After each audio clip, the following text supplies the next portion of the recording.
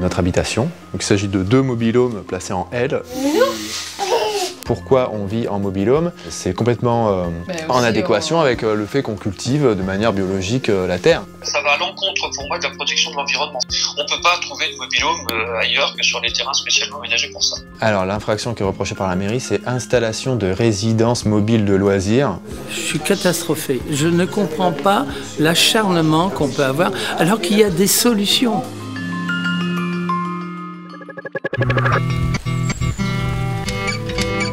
Alors ici, il y a 3,5 hectares de terres agricoles avec des anciens bâtiments d'élevage. Nous, on est arrivé en 2018 et on a été séduit par le lieu, par les environs et par la qualité de vie du département. On a acheté cash le terrain et le bâtiment, on a passé toutes nos économies et on a fait passer les terres qui étaient cultivées de manière conventionnelle en bio.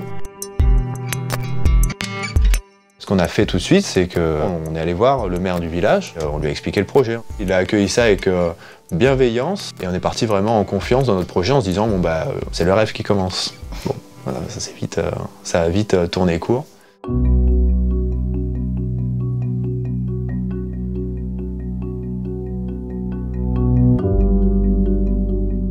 Alors l'infraction qui est reprochée par la mairie, c'est installation de résidences mobiles de loisirs et assainissement non conforme.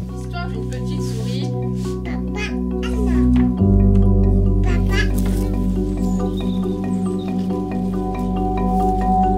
50 € par jour, ça fait 1 500 € par mois. Donc ce qui met en péril tout, parce qu'on ne peut pas sortir 1 500 € par mois. Le travail, ouais. Tout.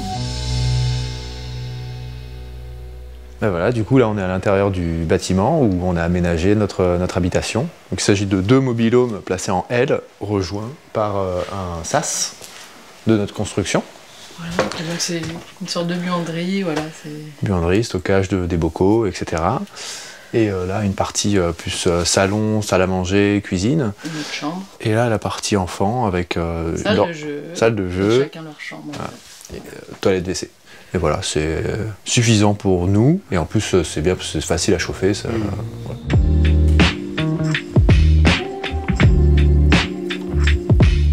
Pourquoi on vit en mobil-home? C'est complètement en adéquation avec le fait qu'on cultive de manière biologique la terre. Nous, on a décidé de vivre là sur place aussi, c'est pour concilier le travail et la vie de famille. Adrien est là, on peut manger en famille. Et par exemple l'été, Adrien repart après travailler le soir. Pour nous, c'est un confort de vie qui est quand même incomparable. Ce mode de vie-là a tout notre sens. Là, l'eau qu'on utilise, les eaux grises, donc l'évier et la douche, sont filtrées par des plantes et ça va au final dans une mare plantée. Et il se trouve que l'eau ressort propre et cette mare accueille tout un écosystème qui s'est développé depuis 4 ans avec on les a pas comptés, mais énormément d'oiseaux, d'insectes. Des canards, voilà. Donc notre mode de vie, en plus d'être écologique, crée de la biodiversité où il n'y en avait pas.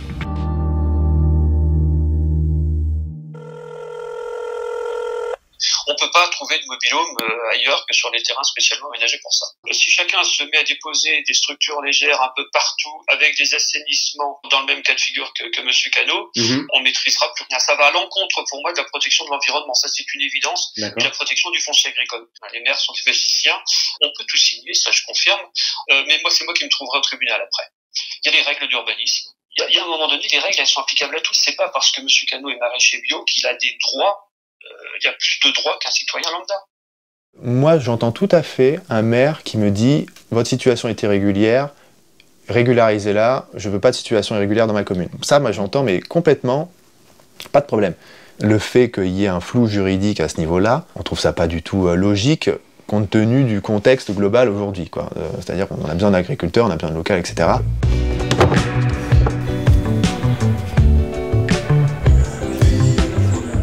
Catastrophé. Je ne comprends pas l'acharnement qu'on peut avoir alors qu'il y a des solutions.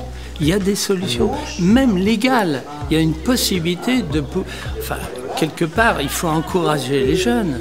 C'est aussi un plus, moi je trouve, pour la commune d'avoir un maraîcher, bio ou pas, à la limite. Enfin, bio, c'est encore mieux, je préfère, bien sûr. Mais de la culture locale, c'est ce qu'on nous demande de plus en plus. Ouais. vraiment ça nous bouffe quoi. On avait toutes les meilleures intentions et tout pour ici, on a toujours toutes les meilleures intentions, mais ça nous épuise moralement.